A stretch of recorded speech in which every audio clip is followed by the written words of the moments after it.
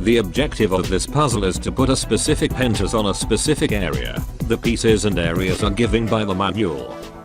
Every level has a letter and number, and the whole group has a name. So if we say the small slam A3, it means this page, and this level. Now, let's take the pentas mentioned in the picture and ignore others.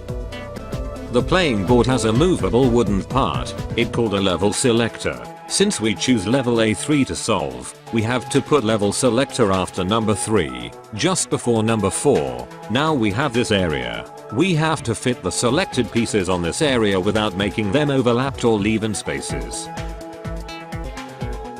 In this level, after little tries, you will figure out how to do it, and you accomplish solving level A3.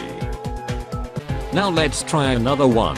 For example, F3. Now you have to pick these pentas and ignore the others. Level selector on 3, and go.